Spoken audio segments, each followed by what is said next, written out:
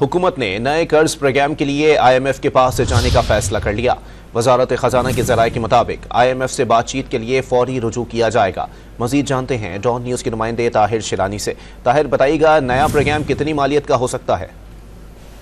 देखें, वजारत खजाना ने वज़ीर आज़म शहबाज शरीफ की हिदायत पर इकदाम शुरू कर दिए हैं और IMF से बातचीत के लिए फौरी रुजू किया जाएगा।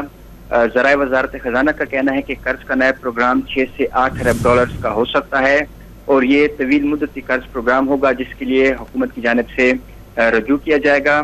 कर्ज का जो नया प्रोग्राम है वो IMF की कड़ी शराइत पर मिलने का इम्कान है। IMF के साथ मुज़ाकरात के लिए वजारत खजाना की जानिब से शेड्यूल तय करने के लिए राब्ता किया जाएगा।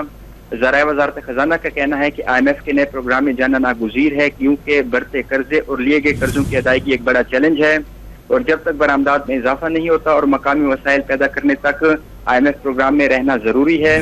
तवाज़ुन अदायगी और ज़खायर मुस्तहकम रखने के लिए भी IMF प्रोग्राम में जाना होगा।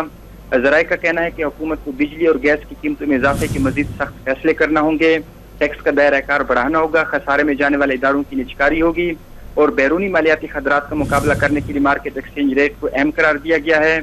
ज़राए वजारत खजाना का कहना है कि IMF का मौजूदा कर्ज प्रोग्राम भी मुकम्मल करना होगा क्योंकि कलील मुद्दती कर्ज प्रोग्राम का जो मुद्दत है वो अप्रैल में खत्म होगी और कलील मुद्दती प्रोग्राम के तहत दूसरा जायजा मुज़ाकरात अभी होना बाकी है और इम्कान यही है कि रवामा के दौरान जो दूसरा जायजा है वो IMF के साथ होने का इम्कान है और मौजूदा कर्ज प्रोग्राम के तहत जो पाकिस्तान को तकरीबन 1 अरब 20 करोड़ डॉलर्स के जो कर्ज है वो मिलना बाकी है।